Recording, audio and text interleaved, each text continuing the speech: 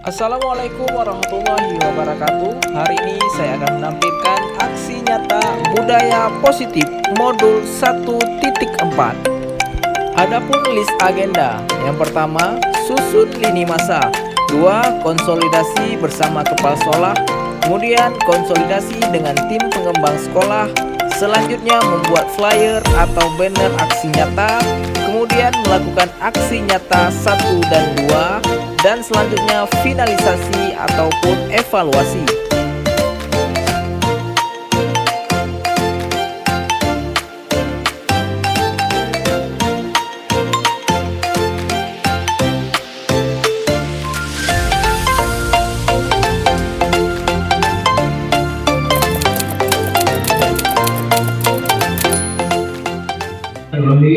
Assalamualaikum warahmatullahi wabarakatuh. Bersyukur dengan mengucapkan alhamdulillahirrahmanirrahim, berselawat kepada Nabi Muhammad dengan mengucapkan Allahumma sholli ala Sayyidina Muhammad. Yang saya hormati Bapak Kepala SMK Negeri 3 Kota Losmawe, Bapak Ibu Wakil Kepala SMK Negeri 3 Kota Losmawe, dan kepada seluruh Bapak Ibu Dewan Guru, staf TU serta perpustakaan yang kami hormati. Alhamdulillah pada hari ini kita sama-sama ya, sebelum mengikuti rapat rutin kami berdua bersama Bu Elia, calon guru penggerak, masih calon Bu ya, karena masih menempuh pendidikan sekitar kurang lebih 6 bulan.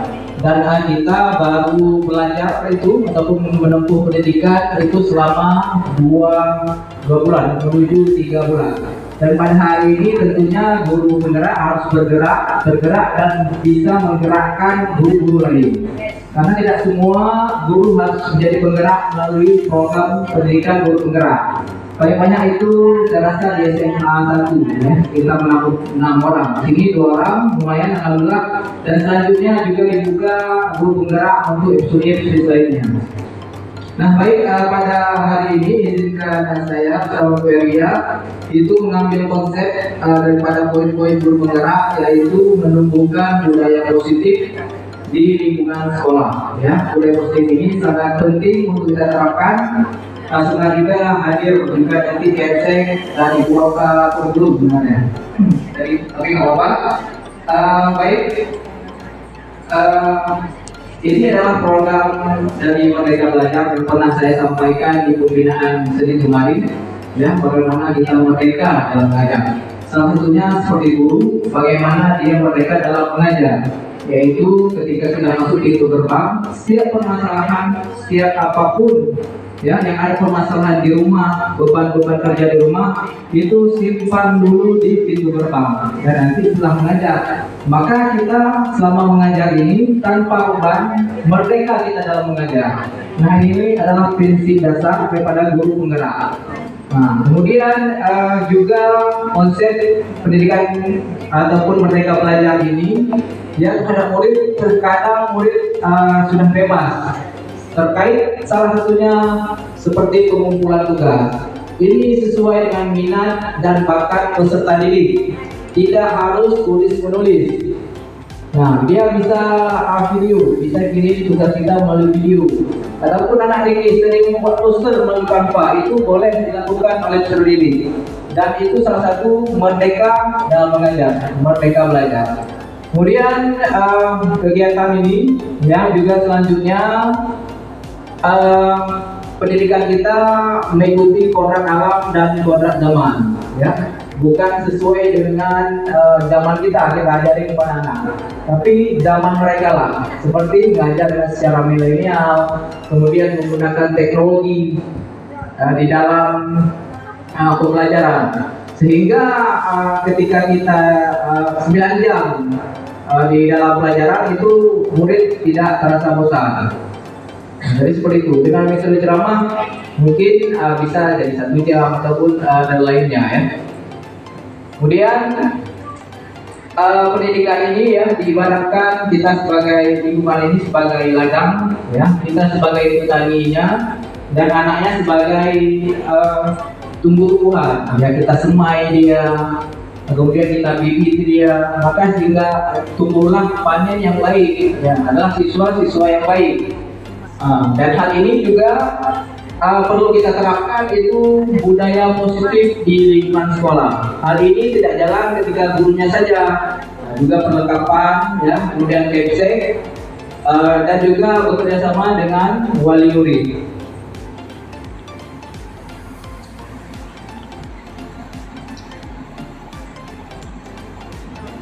Nah, ini yang kita terapkan. Yang pertama, guru yang tidak menonton, ya, monoton, yaitu dalam pemikiran saya guru bertugas hanya memberikan pelajaran kepada peserta didik dengan metode ceramah panjang lebar. Jadi tidak seperti ini. Dan guru bukan yang diktator, yang ditakuti oleh siswa. Dan sekarang kita juga menerapkan gerakan sekolah menyenangkan, sehingga apa? Sehingga siswa itu dia nyaman, kemudian siswa itu merindukan sekolah ini, tidak ditakuti. Ini kedepannya akan kita terapkan. Kemudian tidak berfokus pada nilai saja, etika dan sosialnya juga. Maka di sini akhir-akhir ini kita tidak terapkan lagi rankingan, ya, Bu. Yang ditutup ini yaitu kolaborasi.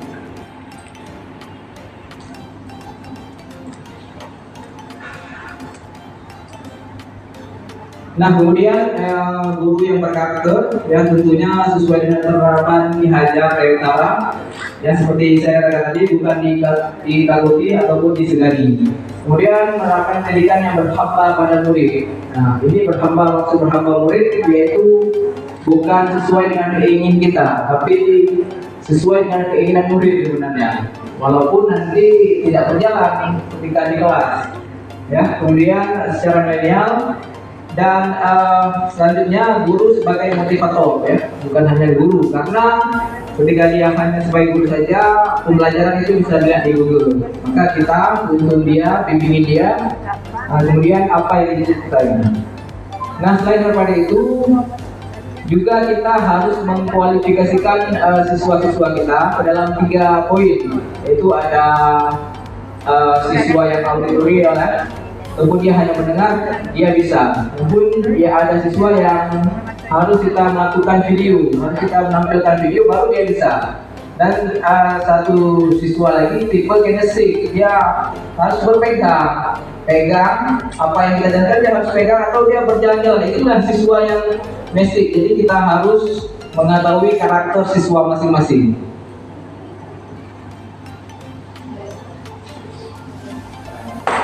Nah, kemudian selanjutnya di dalam budaya motivasi lingkungan sekolah, ya, itu ada teori motivasi. Yang pertama yaitu untuk menghindari ketidaknyamanan hukuman. Ini berasal dari motivasi eksternal. Kemudian untuk mendapatkan imbalan dari orang lain ataupun institusi apa yang akan saya dapatkan apabila saya melakukannya. Nah, ini harus diterapkan oleh siswa. Ya, dia menerapkan budaya positif ini, jangan takut dengan guru ataupun jangan ada motivasi di dalamnya. Yang terpenting, yang terbaik itu yang ketiga, yaitu menghargai diri sendiri. Seperti contohnya kita memakai helm, ya, itu bukan takut dengan polisi, ataupun kita akan diberikan reward karena telah memakai helm. Tapi untuk apa? Untuk kesan diri, untuk agar tidak mengalami kecelakaan.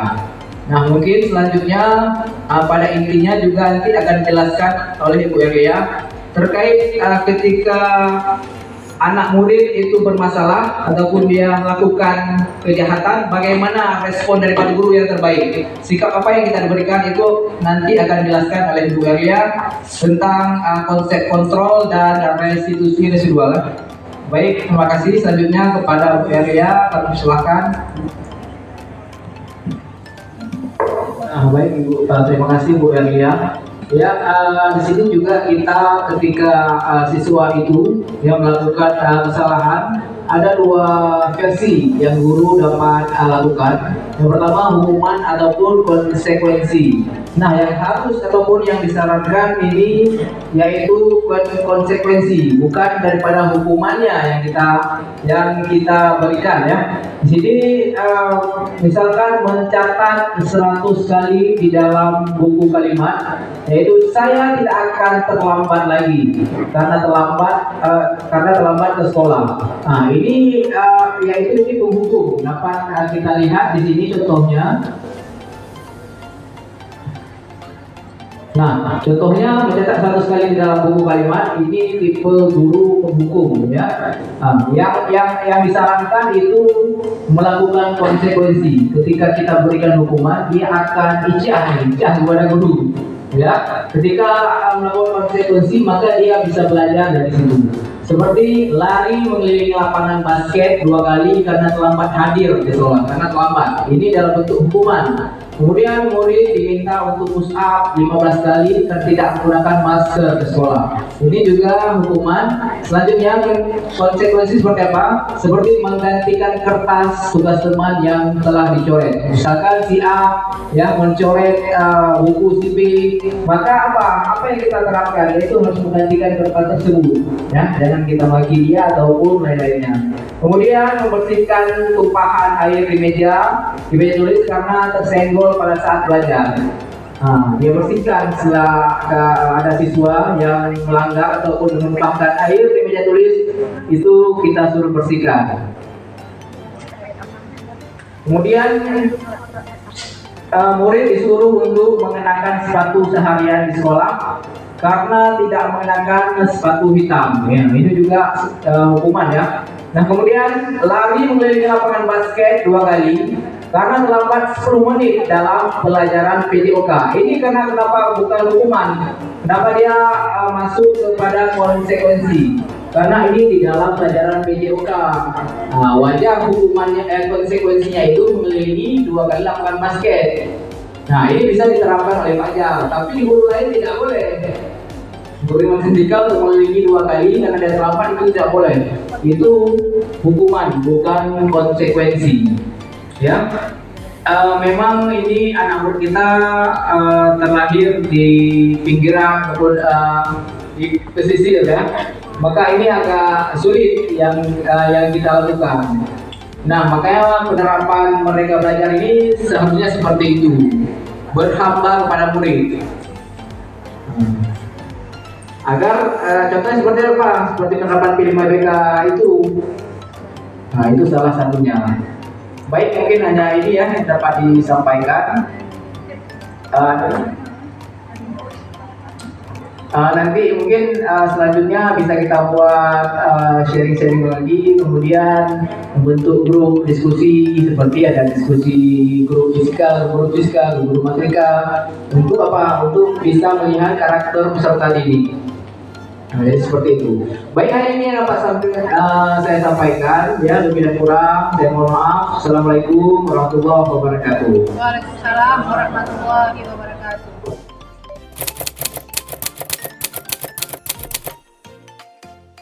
Pasukan 1 siap, pasukan 2 siap, pasukan 3 siap, siap, pasukan gegap.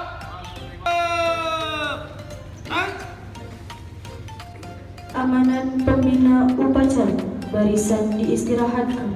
Untuk amanat istirahat di tempat.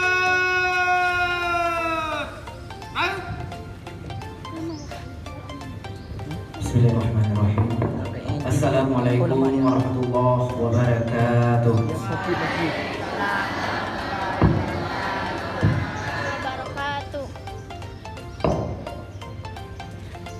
Alhamdulillah. Alhamdulillahirabbil alamin. Wassalatu wassalamu ala asyrofil anbiya'i wal mursalin wa ala alihi wa sahbihi ajma'in. Allahumma salli ala sayyidina Muhammad. Bersyukur dengan mengucapkan alhamdulillahirabbil alamin. Berkat Allah Subhanahu wa taala kita telah berikan kesehatan pada hari ini, kita sanggup berdiri tegak sempurna ya, mengikuti upacara bendera Senin pagi rutin. Karena kenapa? Ada sahabat-sahabat kita, teman-teman kita di wilayah timur, tepatnya di Aceh Temik, Aceh Timur ya, masih bisa belum bersekolah. Maka marilah kita bersyukur kepada Allah Selanjutnya dengan mengucapkan Allahumma sholli ala Sayyidina Muhammad, ya, pada Nabi Muhammad Sallallahu Alaihi Wasallam. Sallallahu Alaihi Wasallam. Kita memang belum pernah berjumpa dengan beliau, kita belum pernah satu saf dengan beliau, kita belum pernah bertatap muka dengan beliau, dan insya Allah akan dipertemukan di surganya. Amin, amin ya Rabbal Alamin. Amin. Penghormatan saya kepada Bapak Kepala SMK Negeri 3 Kota Losmawe, Bapak Ibu Wakil Kepala Sekolah SMK Negeri 3 Losmawe, dan seluruh Bapak Ibu Dewan Guru, staf TU serta perpustakaan, termasuk juga Bang Mantugis yang telah selama ini istiqomah, ya, menyapu dan membersihkan halaman sekolah sehingga kita nyaman dan aman mengikuti proses belajar mengajar di SMK Negeri 3 Kota Losmawe. Kemudian yang Bapak banggakan, siswa-siswi kelas 10, 11, dan 12. Pada hari ini kalian sedang memakai seragam putih abu-abu, dan Bapak doakan 6 tahun atau 7 tahun seragam ini Bapak melihat ada seragam polisi nantinya, seragam tentara, seragam guru, dan tentunya juga ada seragam ibu rumah tangga. Apapun profesi yang kalian jalani itu nanti, ya, itu haruslah bermanfaat kepada bangsa, kepada masyarakat. Karena apa? Karena khairun nas anfa'uhum linnas. Sebaik-baiknya manusia yaitu manusia yang paling bermanfaat bagi manusia lain. Nah, maka dari itu seluruh profesi yang akan keemban nantinya 6 atau 7 tahun lagi itu haruslah, ya, bermartabat kepada masyarakat. Kemudian selanjutnya Bapak apresiasi, ya, kepada tim pelaksanaan upacara bendera hari ini, ya, tepatnya kelas 3DG. Dalam pelaksanaannya Bapak ucapkan terima kasih. Bapak Ibu sekalian dan siswa sekalian, izinkan pada hari ini Bapak menyampaikan sedikit pembinaan rutin, ya, terkait program Menteri Pendidikan Mas Menteri Nadiem Makarim, ya, terkait dengan Merdeka Belajar. Kita akhir-akhir ini sering mendengar Merdeka Belajar, dan sebagian sudah menerapkan apa itu Merdeka Belajar. Prinsip dasarnya seperti ini. Ketika guru masuk ke kelas atau masuk untuk mengajar, itu sudah terbebas dari segala beban ataupun permasalahan, ya, dan guru itu merdeka dalam mengajar. Juga seperti peserta didik sekalian, ketika kita masuk di gerbang pintu sekolah SMK Negeri 3, segala permasalahan itu kalian simpan dulu di pintu gerbang, jangan masuk kembali, sehingga kita merdeka dalam proses belajar dan mengajar. Itu prinsip dasar, ya, secara sederhana bagaimana itu merdeka belajar, kita merdeka dalam mengajar. Selanjutnya juga ketika guru memberikan tugas, kita saat ini sudah bebas dalam mengumpulkan tugas. Yang bisa poster bisa mengumpulkan dengan poster, yang video bisa mengumpulkan video tugas yang diberikan oleh guru. Seperti kemarin, Pak, saya apakah boleh kirim tugas Bapak melalui TikTok? Boleh, asal tidak ada joget-jogetan, ya, itu merusak kearifan lokal kita dan keislaman kita. Nah, itu termasuk juga dalam Merdeka Belajar dalam pengumpulan tugas sesuai dengan kapasitas masing-masing. Nah, yang terpenting itu tercapai, tujuan pembelajaran itu tercapai. Kemudian di dalam Merdeka Belajar dia itu ada dimensinya, adapun elemennya itu yang pernah kelas 1 pelajari kemarin, itu P5BK, penguatan profil pelajar Pancasila dan budaya kerja. Dan di dalam P5BK itu terdapat elemen lagi, yaitu ada 6. Dan pada hari ini Bapak akan menjelaskan 3 elemen saja karena menurut waktu. Yang pertama itu beriman, bertakwa pada Tuhan Yang Maha Esa, dan berakhlak mulia. Berakhlak itu ataupun ini keterkaitan dengan keagamaan. Agama itu bukan hanya zakat saja. Agama itu bukan hanya puasa saja, dan agama itu bukan hanya sholat saja, ya. Walaupun kalian minta izin kepada guru untuk sholat, kalian duduk di situ, di kursi itu. Nah, berakhlak di sini yang belum pernah disampaikan mungkin itu berakhlak kepada alam, dan kedua berakhlak kepada negara. Berakhlak kepada alam itu bagaimana kita melestarikan ciptaan Allah Subhanahu wa taala. Kita jaga, kita rawat pohon yang ada di sini. Dan janganlah buang sampah sembarangan.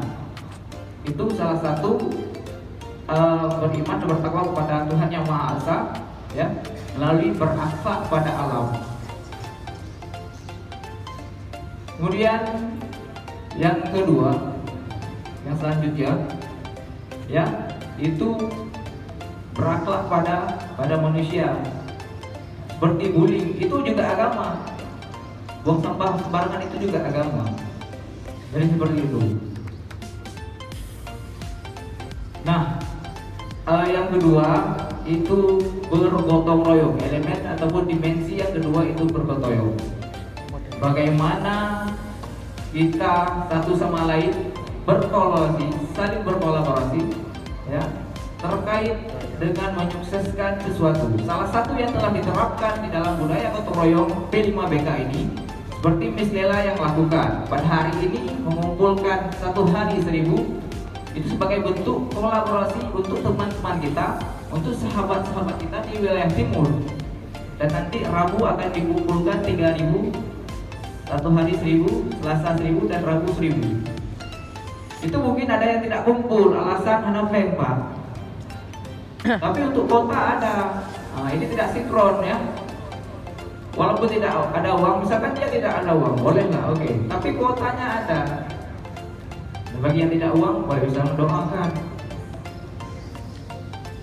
Kemudian selanjutnya itu mandiri. Elemen yang ketiga itu mandiri. Yaitu bagaimana kita mengupgrade diri, ya. Salah satunya mengikuti organisasi di sekolah maupun di luar sekolah, termasuk pramuka, OSIS, PFR, dan lainnya. Ini kita lihat anak pramuka dia juga, OSIS dia juga. Yang lain mana?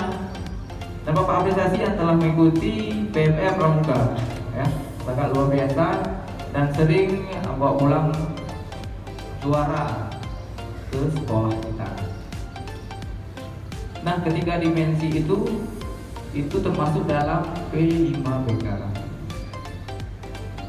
Selanjutnya, bulan depan kita telah memasuki ujian semester. Maka diharapkan persiapkan diri semaksimal mungkin agar mendapat nilai yang maksimal tentunya. Kemudian selanjutnya tentang kedisiplinan. Sang hanapah menyebubina hana pegang terkait dengan kedisiplinan, ya, terkait dengan kedisiplinan waktu terutama. Ketika jam istirahat kalian maksimalkan, itu jam istirahat, jangan waktu mau bel masuk baru kalian jajan. Ini adalah, ya, kedisiplinan yang itu saja yang kalian langgar. Yang telat pun itu saja. Filosofinya seperti ini. Kenapa anak SD dia nulis pakai pensil dan kita di SLTA itu menulis pakai pulpen? Karena SD ketika berbuat salah itu bisa dihapus. Kenapa kita pakai pulpen? Kita tidak mudah lagi untuk melakukan kesalahan yang sama. Ya. Maka kami yang dewasa, Bapak kira hanya ini dapat Bapak sampaikan. Apa yang telah Bapak sampaikan kalian tanamkan di kehidupan kalian, kita terapkan dimanapun dan kapanpun berada. Di sesi terakhir, sebelum Bapak untuk izinkan Bapak berpantun. Sarapan pagi bersama Pak Sapran. Cakep. makan yang pertama terkasih. Cukup sekian Bapak ucapkan, lebih dan kurang terima kasih. Assalamualaikum warahmatullahi wabarakatuh. Waalaikumsalam warahmatullahi wabarakatuh. Siap. Ayo.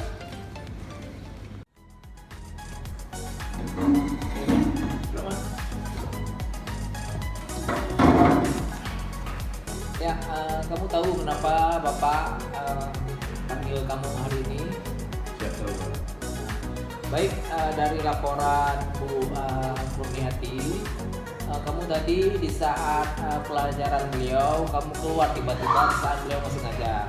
Baik, semua orang memang pernah melakukan hal yang sama, pernah melakukan hal kesalahan. Bukan hanya kamu di sini yang pernah melakukan hal sama. Namun di sini Bapak tidak ingin melihat kesalahan kamu, tapi ingin melihat apa alasan kesalahan tadi itu. Baik Firman, itu kesalahan, apakah kesalahan kamu itu baik atau tidak? Siapa itu memang nggak baik Pak, apalagi dalam proses belajar mengajar tanpa izin guru saya langsung keluar tanpa pengetahuan beliau, dan perasaan saya seperti tidak menghargai adanya guru di kelas Pak.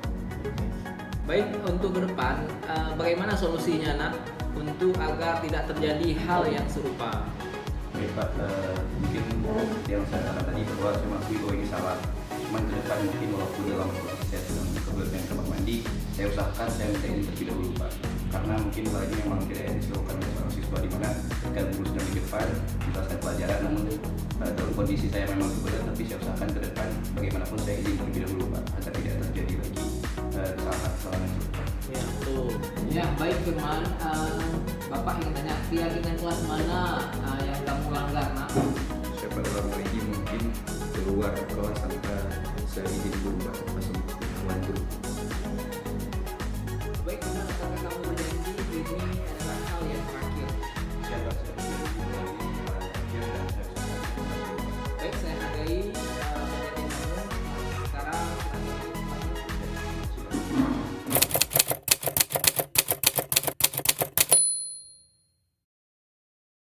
Setelah mengikuti penyampaian aksi nyata oleh guru penggerak kemarin, saya telah mengetahui penerapan budaya positif di sekolah. Tadi mungkin saya melakukan kesalahan, yaitu keluar kelas tanpa sepengetahuan guru. Nah, namun alasan saya didengar oleh guru yang berkaitan dan tidak diberikan hukuman atau sanksi yang memberatkan bagi saya. Nah, hal ini justru saya sangat berharga dan sangat saya kagumi dikarenakan apa? Guru tersebut tidak langsung memberikan saya hukuman, namun mendengar terlebih dahulu apa penyebab, apa alasan dan indikasi saya melakukan